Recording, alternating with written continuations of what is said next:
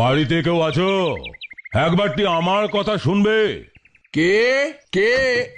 হ্যাঁ হ্যাঁ, বলুন কি চাই? আমি আমি ভিখারি, ভিক্ষা করে খাই, কিন্তু আজ এই গরমে বড় কষ্ট হচ্ছে। যদি একটু খাবার দেন বাবু। হায় রে, এই গরিব মুচির বাড়িতে এসেছো খাবার চাইতে? শুধু শাক ভাত খেতে যদি অসুবিধা না থাকে তবে দুটো দিতে পারি। আমি ভিখারি মানুষ, শাক ভাতই আমার কাছে অমৃত, নিশ্চয়ই খাবো। আচ্ছা, ভেতরে এসো। আমার এই ছোট্ট ঘর, দেখার মতো বিশেষ কিছুই নেই। তোমার সঙ্গে আর কে থাকে? আমার সঙ্গে আমার মা, বউ আর 2 ছেলে থাকে। একারই রোজগার কোন রকমে চলে যায় আর কি। এদের তো নিজেদেরই নুন আনতে পান্তা ফুরোয়, অথচ দেখো অভুক্ত ভিখারিকে ফিরিয়ে দিল না। কি ভালো লোক এরা! এরকম মানুষের জন্য কিছু তো করতেই হবে। বলি, শুনছো? রান্না হলে আমাদের এখানেই খেতে দিয়ে দাও। সে কি, এত খাবার দিয়েছো? ভগবান যেদিন যেমন দেন, তার ইচ্ছেতেই আজ এই খাবার পেয়েছি। নিন নিন, শুরু করুন। আচ্ছা। আহ, খুব তৃপ্তি হলো ভাই। ভগবান তোমার মঙ্গল করবেন। তুমি আজ যে যত্ন করে খাওয়ালে তা আমার সারা জীবন মনে থাকবে। কিন্তু একটা কথা। কি কথা বলো না? তুমি সামান্য মুচির কাজ করো, তার উপর এতগুলো লোক, এত রকম রান্না। ও হরি, এই কথা? মানে এই যেদিন ভালো রোজগার হয় সেদিন একটু ভালো মন্দ রান্না হয়। কাল একটু বেশি পয়সা পেয়েছিলাম, তাই আজ এমন খাওয়া হলো। বুঝলাম। কিন্তু ভাই একটা কথা বলো, আগামীকাল কাজ না পেলে কি করবে? কালকে চিন্তা কালকে, ঠাকুর ঠিকই কোনো না কোনো উপায় বার করে দেবেন। তা নিয়ে আজ ভেবে লাভ কি? বুঝেছি। সঞ্চয়ের দিকে কোনো মনই নেই ওর, সেদিকে যাতে মন যায় তার ব্যবস্থা করতে হবে।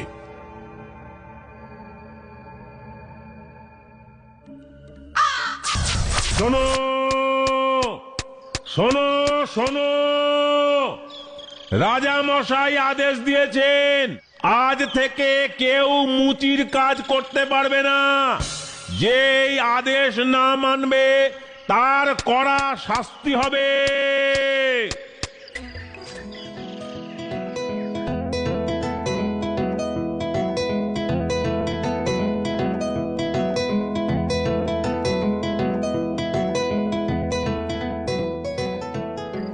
ভাই পরাশর, পরাশর, বাড়ি আছো? উমা, তুমি? ঘরে এসো, ঘরে এসো। খুব ভালো লাগলো তোমাকে দেখে। ইস, পথে ঘুরে ঘুরে মুখটা একদম শুকিয়ে গেছে গো। খেয়ে যাবে কিন্তু।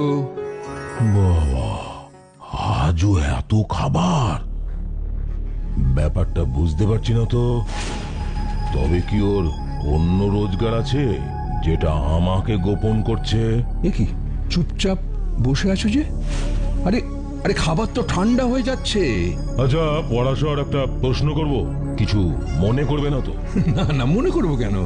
এখানে আসার সময় শুনলাম রাজার আদেশে মুচির কাজ বন্ধ। তাহলে এত খাবারের আয়োজন হলো কিভাবে?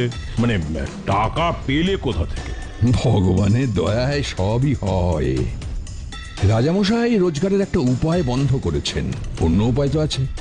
জঙ্গলে চলে গেলাম, সেখানে শুকনো ডালপালার তো অভাব নেই। সেগুলো এনে টুকরো টুকরো করে বাজারে বিক্রি করি। কাঠ বিক্রি করে অনেক বেশি আয় করেছি আজ, বুঝেছ? একটা উপায় বন্ধ করেছি, অন্য উপায় ধরেছে। কাজের কাজ কিছুই হলো না দেখছি। আবার তোমাকে শিক্ষা দেবার ব্যবস্থা করছি।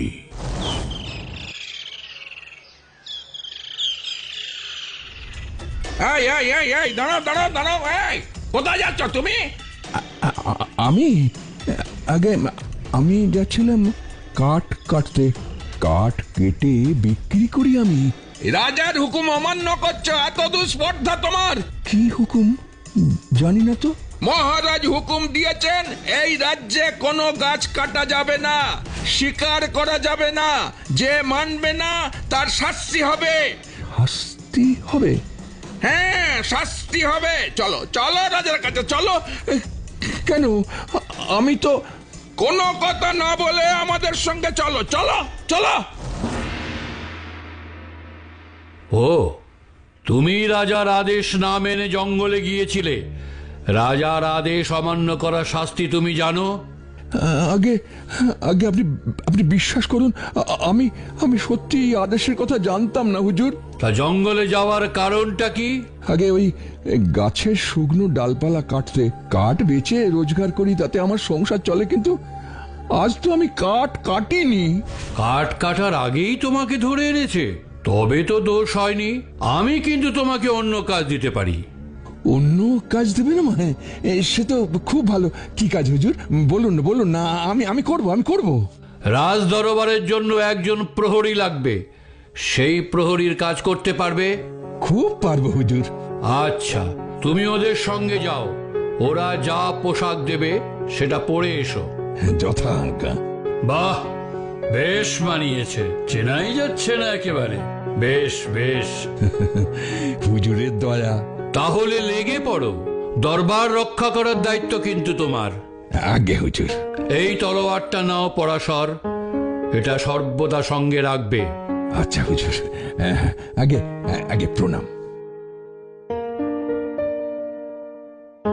মহারাজ প্রণাম। যা বলেছি করেছো তো? হ্যাঁ মহারাজ, আপনার কথা মতোই সব কাজ হয়েছে। এবারও কি করে আমি দেখব।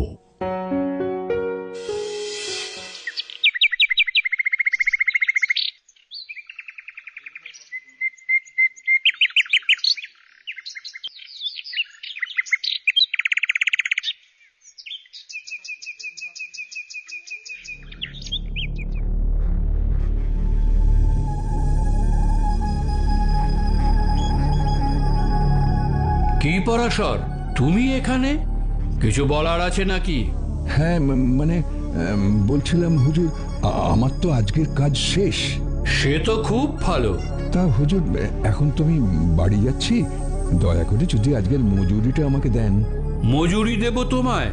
তুমি কি ভেবেছো আগের মতন রোজের টাকা রোজ পাবে? তুমি এখন রাজ কর্মচারী।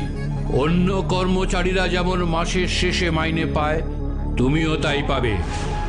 ও, মাসের শেষে মাইনে পাবো? কিন্তু একটু কিছু না পেলে আমার যে চলবে না হুজুর। সেটা তো আমি পারবো না পরাশর। এই কাজের এটাই নিয়ম।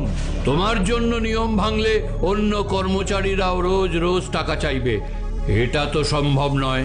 কিন্তু হুজুর, হুজুর, আমার যে খুব অসুবিধে হয়ে গেল। টাকা না পেলে আজ সবাইকে উপোস করে কাটাতে হবে।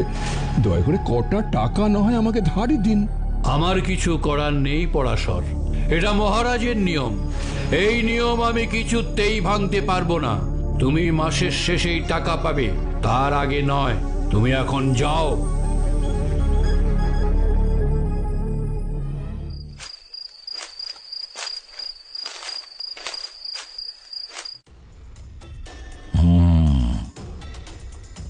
আজ মনে হয় পরাশরের খুব শিক্ষা হয়েছে। পরাশর ভায়া, পরাশর ভায়া, শুনছো? ঘরে আছো? আরে তুমি? আরে এসো এসো, ভেতরে এসো, খাওয়া দাওয়া করে যাবে কিন্তু। কি আশ্চর্য, আজও এত খাবার! এটা কি করে সম্ভব? ও তো বলেছিল টাকা না পেলে সবাইকে উপোস করতে হবে। তবে কি চুরি করলো? ওমা, আরে খাচ্ছ না কেন? তুমি খাও। পরাশর, এই রাজা তো কাঠ কাটা বন্ধ করে দিয়েছে। তা আজ কি উপায়ে রোজগার করলে? এত খাবার করেছো তাই দেখে বলছি আর কি। আর বলো না। তবে শোনো, তোমাকে আমি বলছি। বাহ, তোমার তো তাহলে ভালোই হলো। কিন্তু টাকা তো পাবে সেই মাসের শেষে, অন্য রাজকর্মচারীরা যেমন পায়। আজ তবে এত খাবার জোগাড় করলে কিভাবে? শুনবে তুমি, কিন্তু কথা দাও, কাউকে তুমি বলবে না। আরে না না, কাউকে বলবো না, কথা দিলাম। আরে কাজের জন্য মন্ত্রীমশাই তো আমাকে একটা তলোয়ার দিয়েছিলেন। সেটাই একটা দোকানে বাঁধা দিয়ে টাকা এনেছি। আর একটা কাঠের তলোয়ারও এনেছি। হায় ভগবান, কিছুতেই কি আর শিক্ষা হবে না?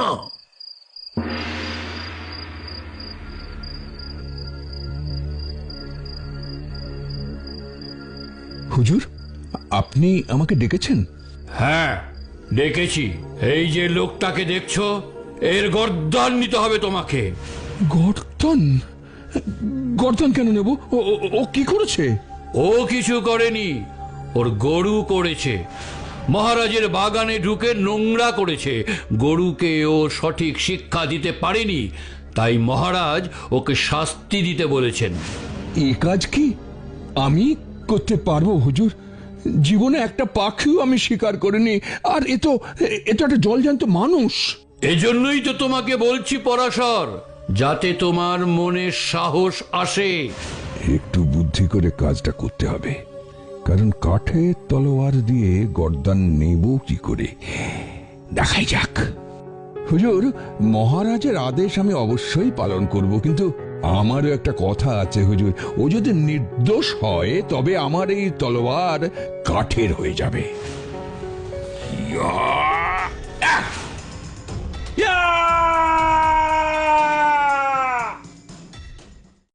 মহারাজ বিজয় রায়ের কাছে এই খবরটা গেল। তিনি তার ঘরে পরাশরকে ডেকে পাঠালেন।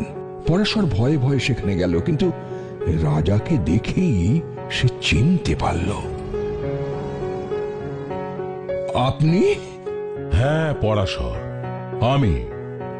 আমি ভিখারির ছদ্মবেশে তোমার বাড়িতে গিয়েছিলাম, কিন্তু তোমার ভবিষ্যতের জন্য সঞ্চয়ের কোনো চিন্তা নেই দেখে তোমাকে শিক্ষা দিতে চেয়েছিলাম।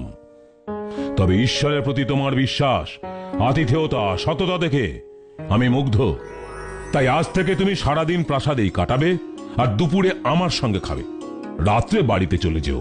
মহারাজ, আমিও বুঝতে পেরেছি সঞ্চয় করা কতটা জরুরি, আর কখনো আমার এই ভুল হবে না মহারাজ।